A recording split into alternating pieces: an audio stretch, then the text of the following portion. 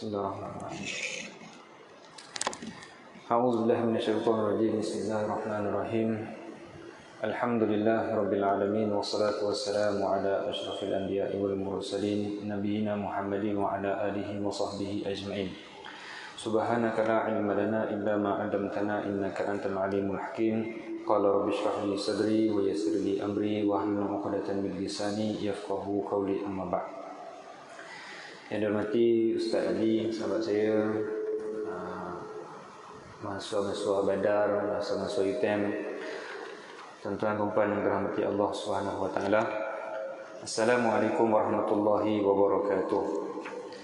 Alhamdulillah, saya tinggi-tinggi kita rafakkan rasa syukur kita kepada Allah Subhanahu wa taala dengan limpah kurnianya malam ini dapat kita bersama dalam meneruskan aktiviti malam kita. Di samping aktiviti-aktiviti yang lain, jadi pengimarahan masjid juga perlu untuk diteruskan.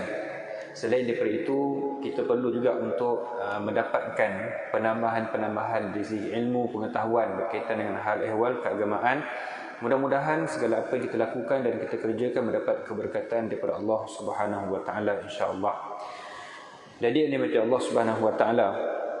Malam ni insya-Allah kita akan bacakan hadis yang ke-6 di dalam surah, di dalam kitab Arba'in Nawawi, berkaitan dengan perbahasan iaitu halal dan juga haram. Yang mana hadis ini ialah hadis yang selalu juga dibaca, hadis yang selalu kita bincangkan berkaitan dengan makanan yang haram, makanan yang halal dan sebagainya. Jadi apakah yang dimaksudkan dengan halal dan dimaksudkan dengan haram?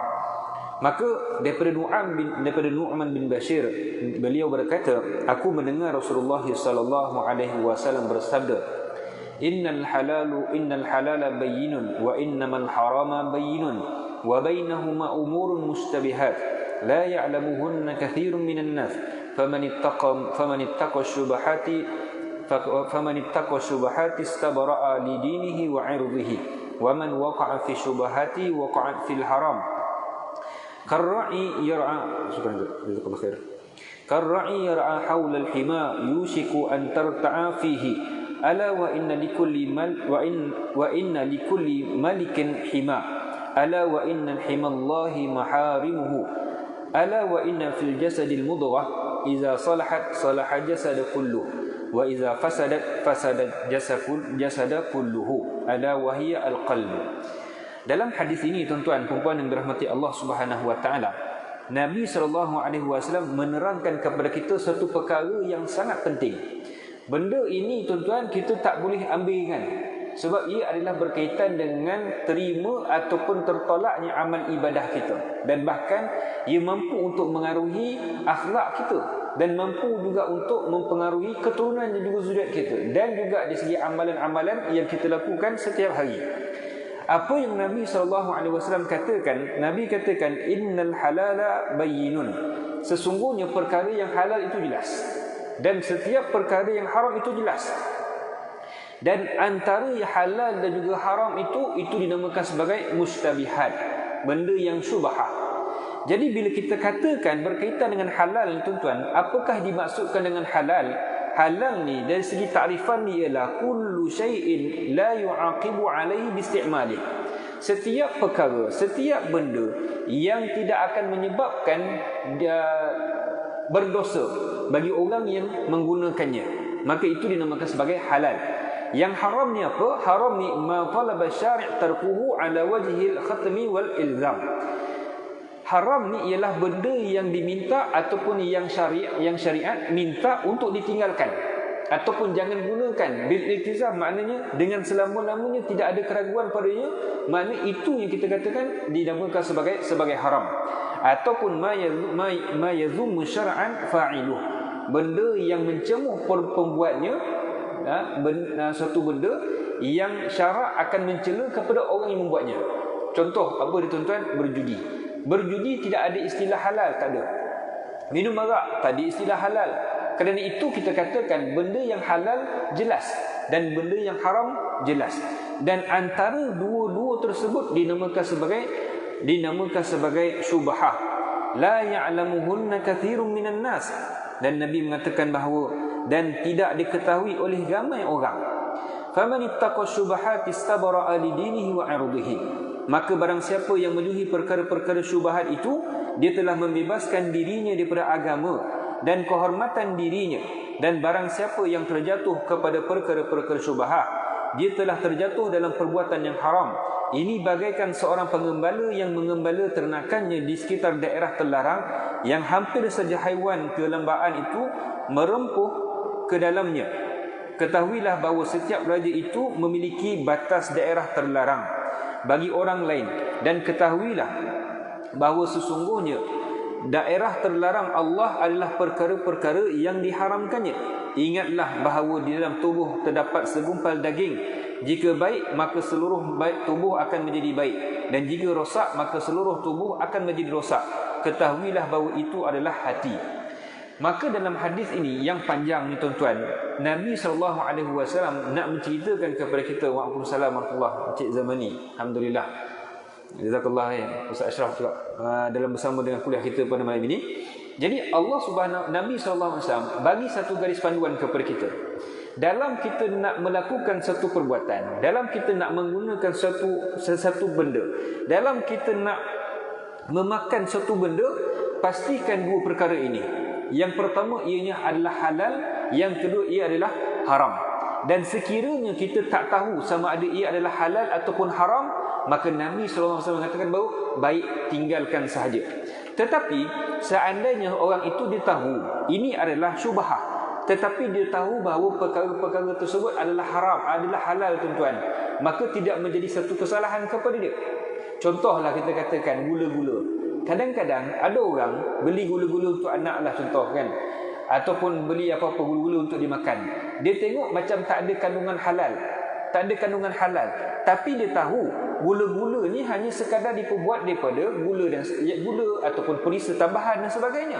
Dan barangkali takkan adalah penambahan-penambahan, contoh binatang khinzir dan sebagainya.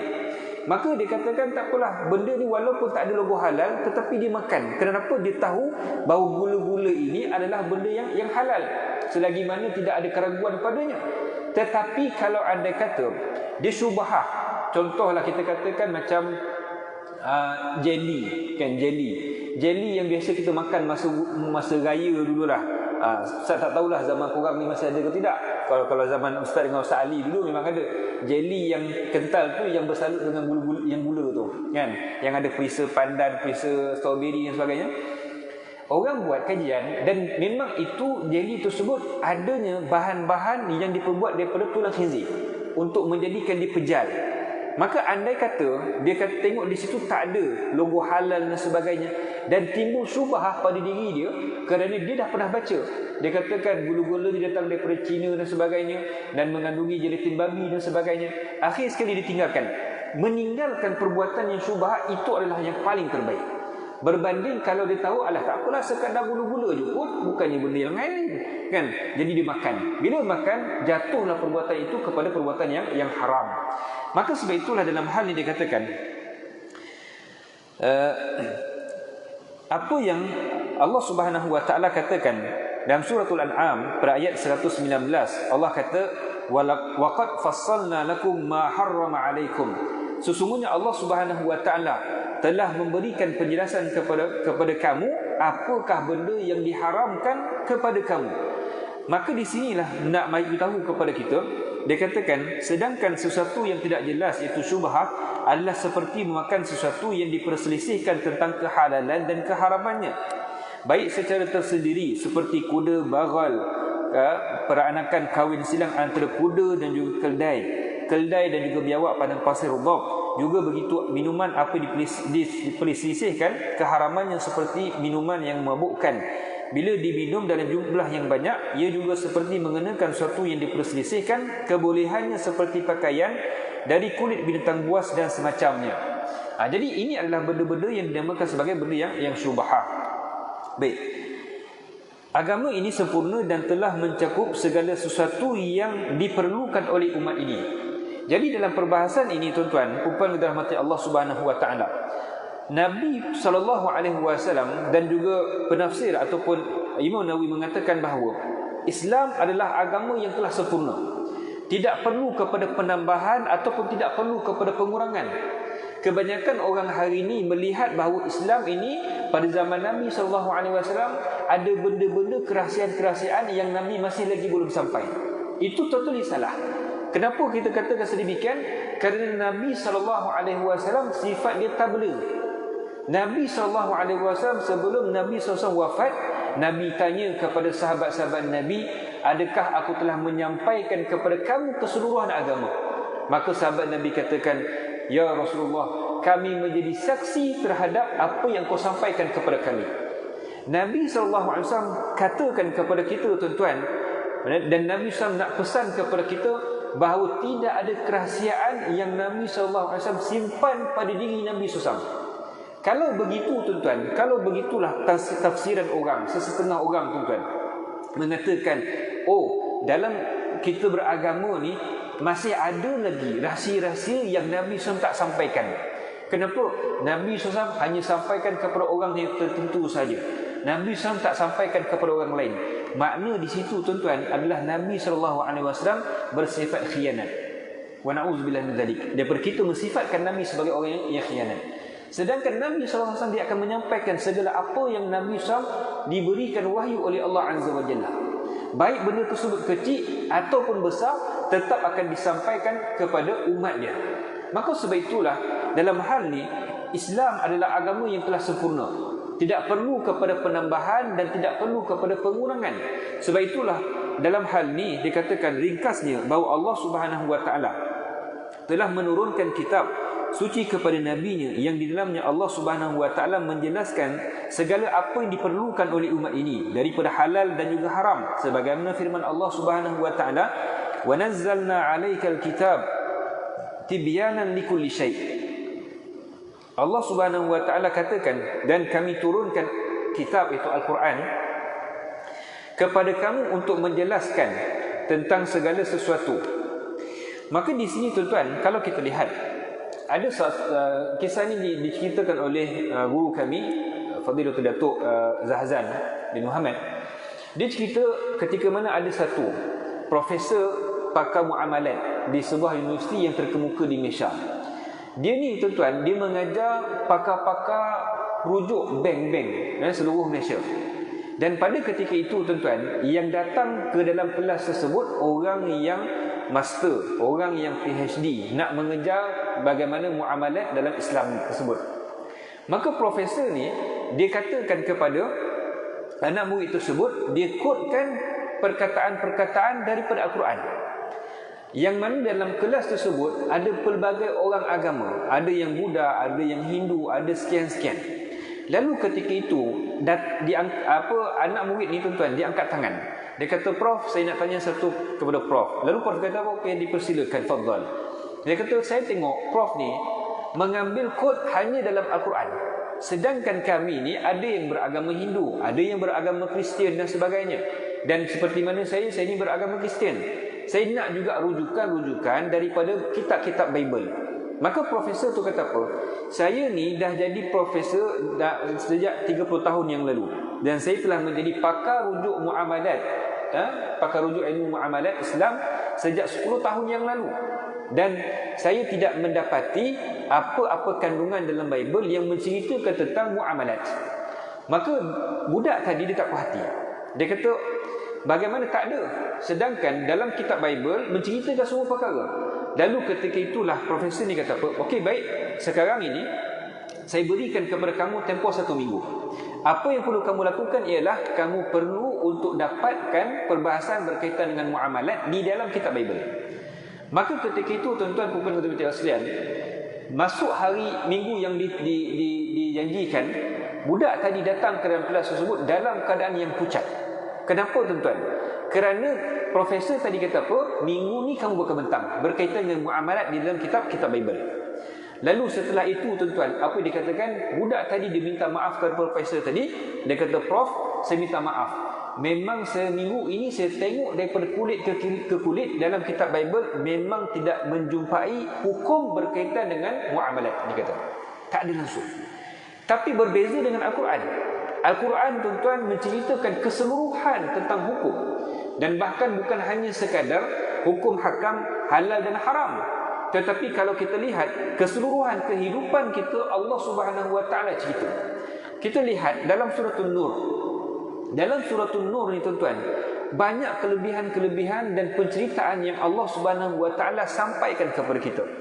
Antaranya kalau kita lihat berkaitan dengan hukum zina, Allah ceritakan dalam Al-Quran. Allah ceritakan berkaitan dengan hukum li'an. Apakah itu li'an? Seorang suami melaknat isterinya dengan menuduh isteri telah berzina.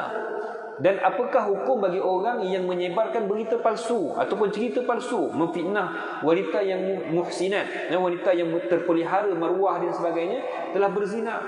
Dan Allah Subhanahu wa taala ceritakan berkaitan dengan apa? Berkaitan dengan hal-hal kekeluargaan dalam suratul Nur. Contoh, ketika mana kita nak masuk bilik ibu bapa kita, apa yang perlu kita buat? Diceritakan dalam suratul Nur. Bagaimana adab seorang anak kepada mak dan ayah yang berada dalam bilik. Ketuk, Allah kata ketuk fasadzan, maka mintalah izin daripada mereka untuk kamu masuk dalam bilik. Tidaklah kita main terjah je, buka-buka pintu terus. Maka di situ Allah SWT ajar kepada kita cara adab. Allah ajar kepada kita dalam suratul Nur berkaitan dengan makan bersama. Anak beranak kita, jangan kita kata kau makan dulu, ayah makan kejap lagi. Ini dinamakan parenting. Adik-adik yang nak kahwin sok kena belajar benda-benda macam ni. Sekarang ni alhamdulillah tak ada lagi kan, ke dah ada, tak tahu lah kan. Jadi nak katakan kena belajar macam tu. Dalam suratul Nur diceritakan semua benda itu. Maka Allah SWT ajar nak makan mesti makan bersama, mesti makan berjemaah. Macam mana ayah, mak-mak kita ni tuan-tuan ajar kepada kita cara makan, itulah didikan yang Islam ajar kepada kita. Berbanding dengan orang lain, orang lain dan agama yang lain, mereka mungkin kau aku kan, pandai-pandai dah cedok lauk dekat dapur, lepas tu basuh sendiri, self service orang panggil kan. Kita Islam perintahkan makan bersama. Kenapa? Kerana dalam makan bersama itu ada keberkatan daripada Allah Azza wa Jalla. Maka sebab itu Allah katakan, wa nazzalna 'alaikal kitaba tibyanan likulli syai', dan kami turunkan Al-Quran itu kepada kamu tibyanan, sebagai panduan, penjelasan kepada kamu pada setiap perkara.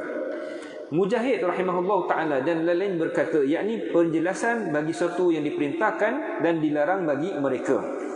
Baik.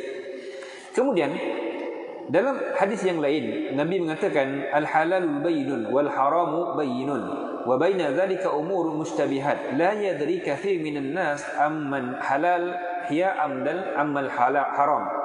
Nabi kata halal itu jelas, yang haram itu jelas. Antara dua-duanya itu adalah perkara yang syubhah, yang kebanyakan manusia tidak ketahui sama ada ia adalah yang halal ataupun yang haram. Dan begitu juga kalau kita lihat dalam perbahasan ini, apa yang nak dinyatakan ialah macam-macam manusia berkaitan dengan hal-hal syubhah. Perkara-perkara syubhah yang tidak jelas apakah ia halal ataupun haram bagi banyak orang, boleh jadi dengan jelas bagi sebagian orang ianya halal ataupun haram kerana ia memiliki pengetahuan yang lebih. Macam tadi Ustaz ceritalah yang berkaitan dengan ada segelintir di kalangan kita yang rajin mengkaji. Ada dia buat kajian. Contoh sekarang ni dah ada aplikasi yang boleh cek bila tekan barcode tersebut sama ada dia ada ataupun tidak kandungan-kandungan yang diharamkan.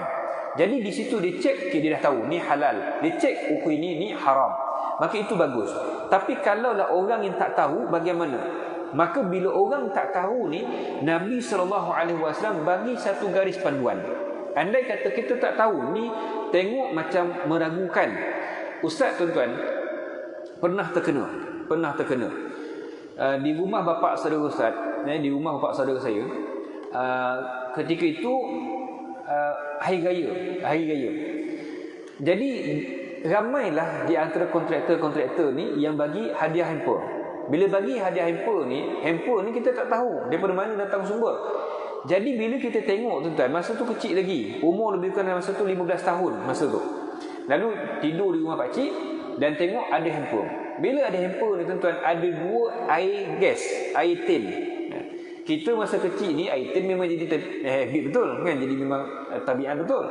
Jadi bila nampak satu tin tu, namanya ialah Joy Sandy.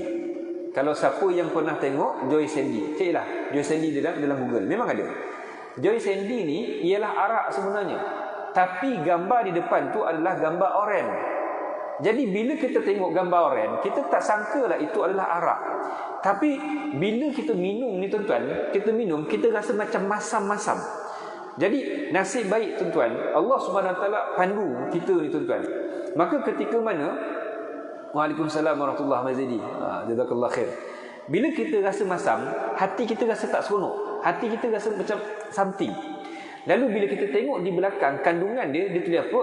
Alkohol sebanyak 1%. Bila ada alkohol dalam air tersebut, tahulah bahawa ia adalah air arak. Maka di situlah kita kena keluarkan dan kita kena buangkan. Kerana itu adalah benda yang haram. Dan Nabi SAW ajar kepada kita bagaimana cara untuk kita mengelakkan daripada jatuh kepada perkara yang syubhah, iaitu jatuh kepada perkara yang diharamkan. Dengan cara ialah tinggalkan.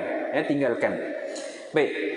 Dia katakan hadis ini membahagikan manusia berkaitan dengan hal-hal yang syubhah tersebut menjadi dua bahagian. Dan ini menurut bagi orang yang baginya hal itu adalah syubhah. Dan orang ini termasuk dalam orang yang tidak mengetahuinya. Sedangkan bagi orang yang mengetahuinya dan mengikuti apa yang ditunjukkan oleh ilmunya terhadapnya, maka itu adalah bahagian manusia yang ketiga yang tidak disebut dengan jelasnya hukumnya. Kerana bahagian yang ketiga ini adalah yang paling utama dari ketiga-tiga bahagian yang ada tersebut. Kerana ia mengetahui hukum Allah dalam perkara-perkara yang syubhah bagi orang yang tersebut, dan dia mengikuti ilmunya dalam hal tersebut kerana dia tahu tentang halal dan juga haram. Sedangkan orang yang tidak mengetahui hukum Allah padanya, maka mereka ada dua macam. Yang pertama, orang yang menjauhi syubhah tersebut kerana ketidakjelasannya. Maka orang seperti ini telah menjauhkan keburukan dari agama dan kehormatan nama baik dirinya sendiri. Maka daripada dia terjatuh kepada perbuatan yang diharamkan oleh Allah Azza wa Jalla, ditinggalkan. Kenapa? Bagi dia takkan mati kalau tak minum arak. Bagi dia takkan mati kalau dia tak makan benda syubhah. Banyak lagi benda-benda yang dia tahu ini adalah benda yang halal. Sebagaimana contoh tuan-tuan, saya katakan, saya nak menegur kepada kebanyakan ataupun segelintir di kalangan orang Islam tuan-tuan.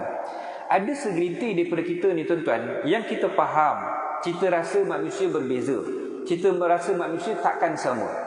Ada orang dia suka makan dekat kedai Melayu, ada orang dia suka makan dekat kedai India, ada orang suka makan dekat kedai Cina. Baik, okey, tak ada masalah. Tapi pastikan kedai tersebut mempunyai sijil halal. Ustaz, kedai Melayu kita tak kisah pun sijil halal. Kita nak katakan paling-paling tidak dia adalah orang Islam. Setidak-tidaknya dia tu mengucap dua kalimah syahadah walaupun dia tak solat. Tetapi orang yang dah confirm tak Islam, kita nak cakap macam mana? Seperti mana ada segelintir, kita kadang-kadang kita tegur tuan-tuan puan dirahmati Allah Subhanahu Wa Taala. Kita katakan, berapa banyak kedai-kedai Muslim, berapa ramai banyak kedai-kedai Cina Muslim, India Muslim. Kenapa kita nak juga hadap kepada kedai-kedai yang non-Muslim ni? Yang mana kita tak pasti. Ada satu kedai tuan-tuan, ni di daerah Ustaz lah, di kampung Ustaz.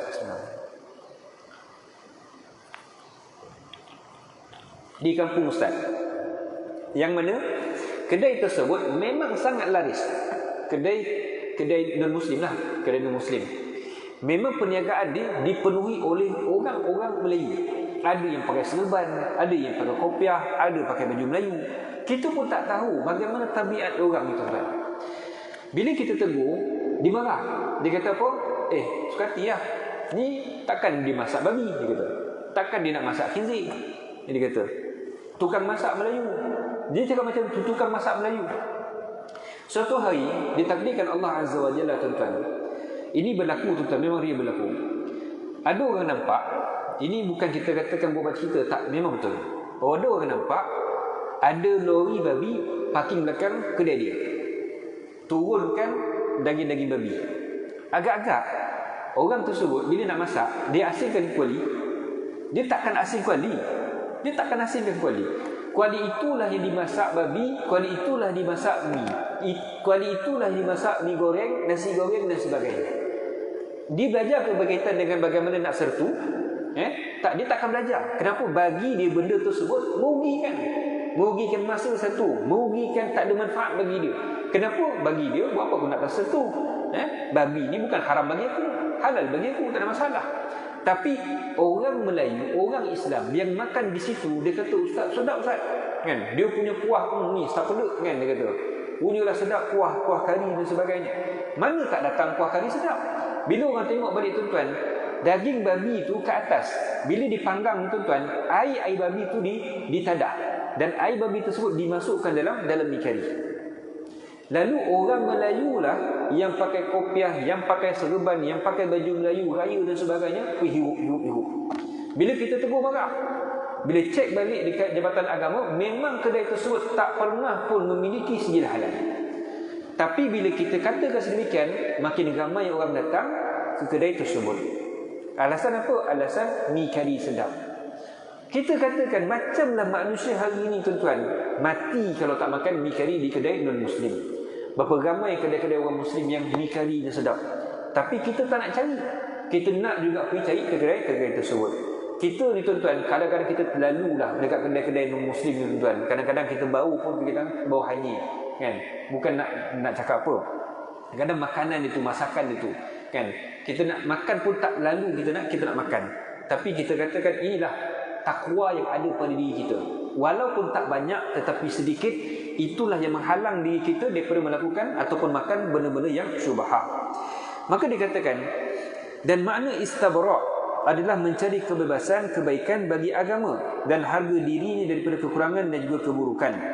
Di sini terkandung dalil yang menunjukkan bahawa orang yang melanggar hal-hal syubhah, maka dia telah menyeret dirinya untuk dipermalukan dan dicela sebagaimana dikatakan oleh sebagian ulama salaf.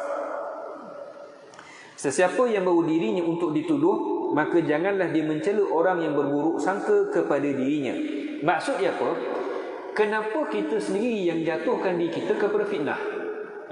Contohlah kita katakan, kita ni tahu kita ni budak badar, kan? Contoh, kita tahu kita budak badar. Kita dengan azab dan i'tiqad yang kukuh, kita nak pergi dakwah orang dekat pub, contohlah, yang nak masuk pub. Tapi salah kita pergi masuk seorang-seorang. Tak bawa geng-geng, tak bawa kawan-kawan, tak ada pun kelas kerja dan sebagainya.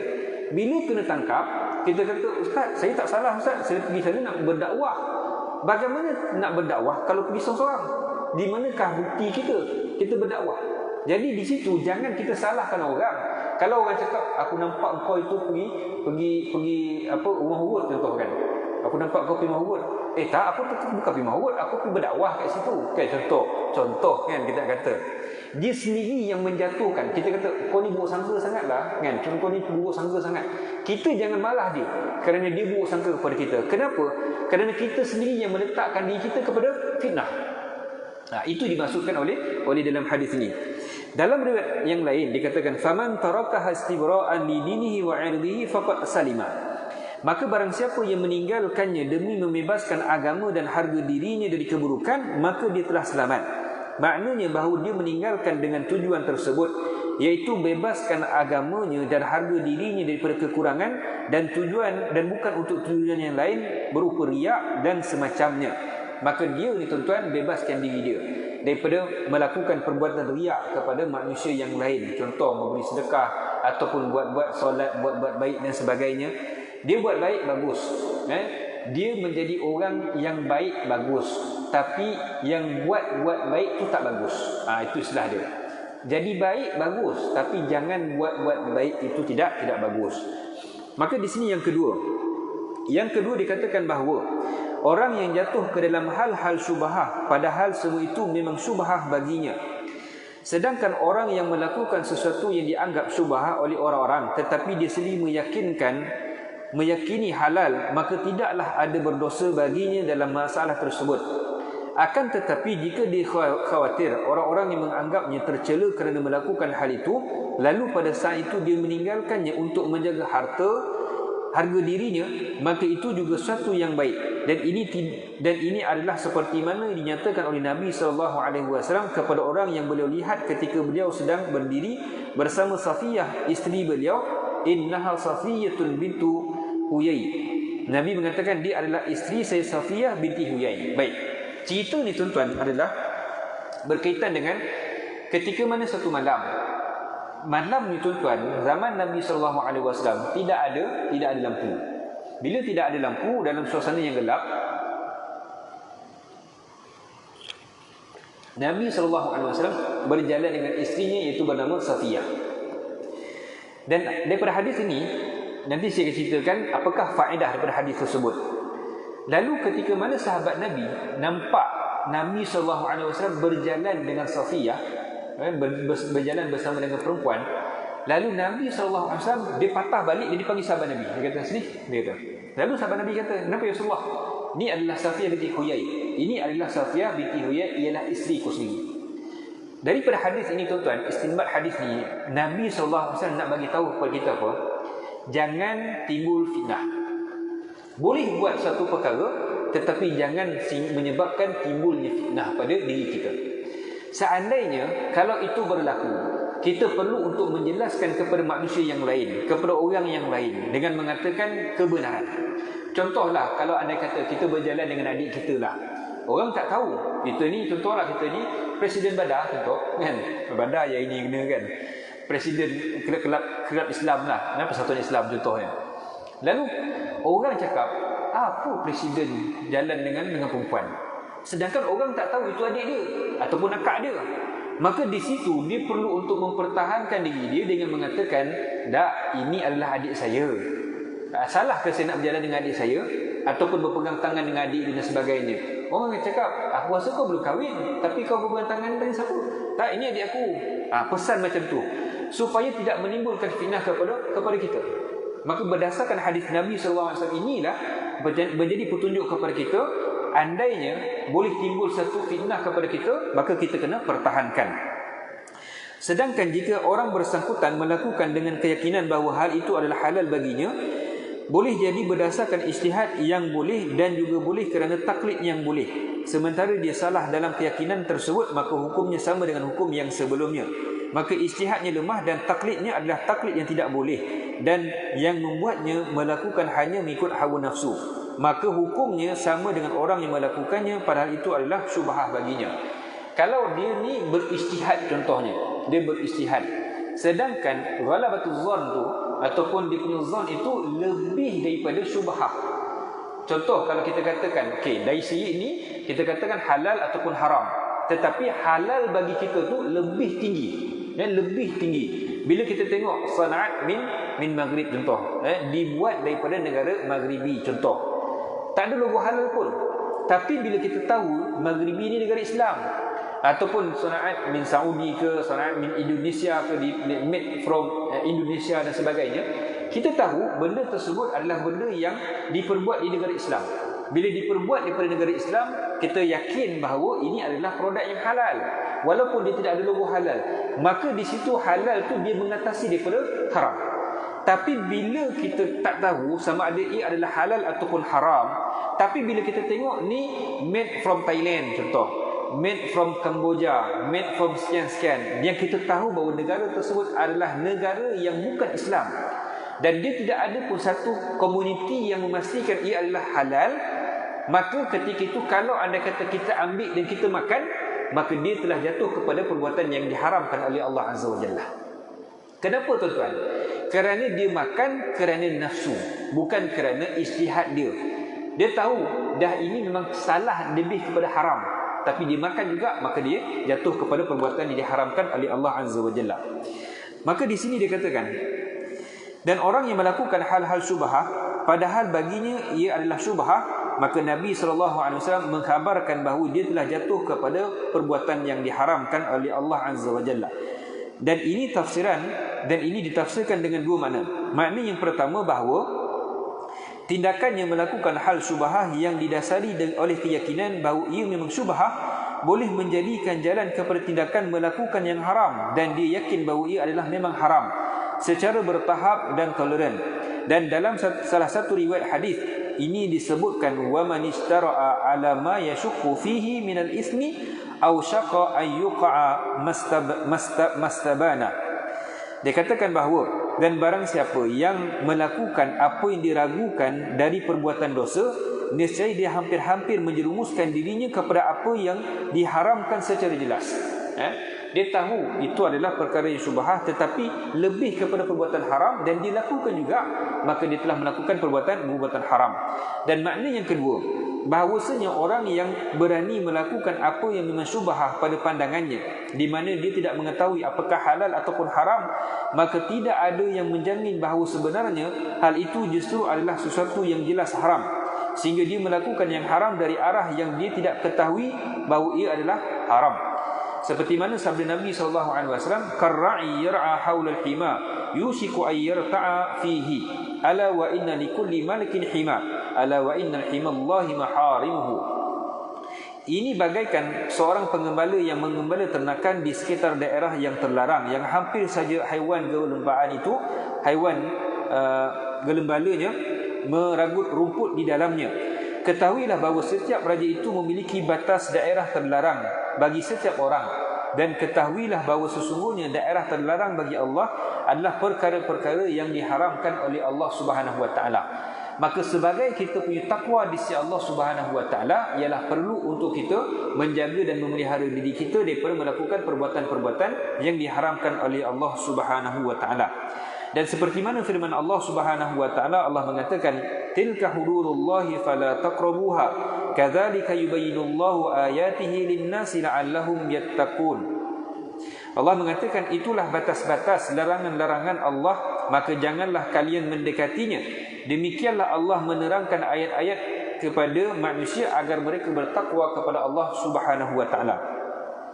Dalam ayat ini terkandung penjelasan bahawa Allah Subhanahu wa taala telah membatasi bagi mereka apa-apa yang dihalalkan dan diharamkan. Maka hendaklah dia mendekati yang haram dan tidak melampaui yang halal. Dan Allah menjadikan orang-orang yang mengembala ternakan di sekitar daerah terlarang ataupun dekat darinya, maka sangatlah mungkin dia masuk ke dalam daerah yang terlarang dan meragut rumput di dalamnya. Begitu juga orang yang melampaui yang halal lalu jatuh dalam hal-hal syubhah, maka bererti dia telah mendekati yang haram dengan sangat dekat, sehingga dia sendiri telah menceburkan dirinya ke dalam perbuatan yang diharamkan oleh Allah Azza wa Jalla. Baik. Dan yang seterusnya, yang terakhir, berkaitan dengan hati dan tanda-tanda baiknya. Di sini dikatakan bahawa ala wa inna fil jasadil mudghah idza salahat salahal jasadu kullu wa idza fasadat fasadal jasadu kullu wa hiya al-qalbu. Nabi SAW mengatakan bahawa ketahuilah bahawa di dalam tubuh terdapat segumpal daging. Jika baik, maka seluruh tubuhnya menjadi baik, dan jika rosak, maka seluruh tubuhnya menjadi rosak. Ketahuilah bahawa ia adalah hati. Maka di sini kalau kita lihat, dalam tubuh kita ada satu daging, seketul daging, yang Allah Subhanahu wa taala jadikan dia sebagai raja. Yang mana raja inilah yang memainkan peranan untuk sama ada kita ni baik ataupun buruk. Seandainya raja yang ada pada diri kita ini kita tak jaga dengan baik, maka dia akan menjadi perkara yang buruk, akhir sekali mengakibatkan amalan-amalan kita menjadi buruk. Sebab itu orang kata apa? Kalau baik hatinya, maka baiklah keseluruhannya. Apabila rosak hatinya, maka rosaklah keseluruhannya. Maka dalam hal ni kalau kita lihat, dikatakan bahawa cara untuk kita menjaga kita punya hati daripada melakukan kemaksiatan kepada Allah Azza wa Jalla ialah dengan cara kita mendekatkan diri kita kepada Allah Azza wa Jalla, dengan mengingati Allah Azza wa Jalla bahawa dia mampu untuk menundukkan hati kita, menundukkan pandangan nafsu kita. Dan kalau kita lihat bagaimana Nabi SAW, ketika mana Nabi SAW hidup, berapa banyak kali Nabi ini dibersihkan hati Nabi, iaitu sebanyak 2 kali. Ketika mana Nabi kecil dahulu, dan yang kedua ketika mana Nabi SAW sebelum dimi'rajkan oleh Allah Azza wa Jalla. Kenapa tuan-tuan? Kerana di sini yang pertama sebagai didikan kepada Nabi SAW, "Hei Muhammad, sebelum engkau dilantik untuk menjadi Nabi, aku bersihkan dahulu hati engkau." Maka bila hatinya bersih tuan-tuan, maka kehidupan Nabi SAW sejak daripada kecil sampailah ke akhir balik, sampailah ke usia 40 tahun, kehidupan Nabi SAW dalam jagaan Allah Azza wa Jalla. Dan bagaimana Nabi SAW tidak pernah melakukan perbuatan yang maksiat, perbuatan yang mungkar, tak pernah berkata tipu, tak pernah berkata bohong dan sebagainya. Maka itu petunjuk kepada kita bahawa seandainya hati itu baik, maka seluruh anggota kita akan baik. Maka sebab itulah kalau kita lihat apabila benar hati, benarlah kelakuan kita. Bagaimana dikatakan sedemikian? Contoh tuan-tuan, nak katakan bagaimana Nabi SAW ini ialah idola kita, ikutan kita sepanjang zaman, sampailah kepada kita kiamat kelak, sampai kita masuk ke dalam syurga Allah Azza wa Jalla, insya-Allah Nabi adalah ikutan kita. Suatu hari ketika mana Nabi SAW sampai di kota Madinah, di melalui kota Thaniyatul Wada', di kota Madinah, maka Nabi SAW dia membuat satu pidato. Ketika mana orang dah sambut tala'al badru alaina dan sebagainya, maka Nabi berpidato. Nabi berpidato tuan-tuan, ada seorang rahib Yahudi yang bernama Abdullah bin Salam. Apa yang berlaku tuan-tuan? Abdullah bin Salam ini adalah pendeta Yahudi. Dia masih lagi beragama Yahudi pada ketika itu. Dan ketika mana Nabi SAW sedang menyampaikan khutbah, dia tak tahu siapakah yang sedang berkhutbah di hadapan tersebut. Lalu Abdullah bin Salam ini, dia semakin hampir semakin mendekati Nabi, sampailah sedikit demi sedikit, sampailah di kawasan betul-betul berhadapan dengan Nabi SAW. Lalu bila dia tengok apa yang Nabi SAW tuturkan, dia tengok daripada wajah Nabi SAW, dia tengok pada tingkah laku Nabi SAW, Abdullah bin Salam kata apa? Ra'aitu fi wajhi laisa biwajhin kadhib. Dia kata, aku nampak pada wajah seorang lelaki ini, pemuda ini, bukanlah wajah seorang pembohong. Kenapa? Kerana nak katakan apabila Nabi SAW bersih hati Nabi SAW, hati Nabi bersih, akhlak Nabi bersih, akhlak Nabi benar, pertuturan Nabi benar, wajah Nabi benar, setiap daripada atas sampai ke bawah adalah benar. Tidak ada yang mendusta kepada Nabi SAW. Okay. Maka sebab itulah peranan hati ini tuan-tuan. Peranan hati ini dia mampu menjadikan segala tingkah laku kita ini berada di atas landasan yang benar. Sebab itu tuan-tuan, hati ini kalau dah dibiasakan dengan maksiat, dia akan menjadi lalai kepada Allah Azza wa Jalla. Sebab itu Nabi SAW mengatakan bahawa apabila seorang anak Adam itu melakukan satu dosa, nukitat alaihi qalb, maka akan nukitat alaihi sauda, akan diletakkan satu titik hitam pada hatinya. Apabila dia beristighfar pada Allah Azza wa Jalla, maka hati itu akan membersih semula. Apabila dia melakukan dosa kemudian, maka titik itu akan memenuhi dia punya hati, sampailah hati itu menjadi hitam. Dan ketika itu hidayah takkan sampai, dan dia takkan rasa takut kepada Allah Azza wa Jalla bila melakukan perbuatan-perbuatan munkar. Maka sebab itulah dalam hal ini tuan-tuan, membersihkan hati ialah dengan cara beristighfar dan bertaubat kepada Allah Azza wa Jalla dan kembali semula kepada Allah Azza wa Jalla. Itu sahaja cara kita nak membersihkan hati. Dan di antara yang lain ialah kita dengan cara kita berzikir kepada Allah Azza wa Jalla. Dengan cara kita berzikir kepada Allah Azza wa Jalla, hati kita akan menjadi bersih semula, dan ketika itulah seluruh anggota tubuh badan kita akan menjadi benar pada akhlak kita. Kemudian tuan-tuan dikatakan, jika hatinya baik, di mana tidak ada sesuatu pun padanya kecuali kecintaan kepada Allah dan kecintaan kepada apa-apa dicintai Allah, juga rasa takut kepada Allah serta rasa takut akan terjatuhnya pada apa-apa yang Allah benci, maka gerak-gerik anggota tubuhnya semua akan jadi baik. Dan dari itulah tumbuhlah sikap-sikap menjauhi hal-hal yang diharamkan tersebut kesemuanya, serta menjauhi hal-hal yang syubhah, kerana khawatir akan terjerumus ke dalam perkara-perkara yang diharamkan oleh Allah Subhanahu wa taala. Maka sebab itulah kalau kita lihat orang yang ada takwa pada diri dia akan merasakan bahawa dia takut untuk melakukan perbuatan dosa, dia takut nak melakukan maksiat. Tapi tuan-tuan, bila dia dah melakukan perbuatan maksiat sekali contoh, dan dia tak bertaubat kepada Allah Azza wa Jalla, ketakutan pada Allah Azza wa Jalla dia akan hilang.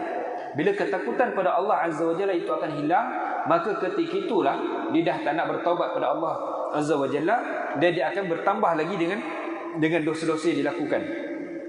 Bila bertambah dosa-dosa dilakukan, maka ketika itulah makin lama makin biasa dilakukan.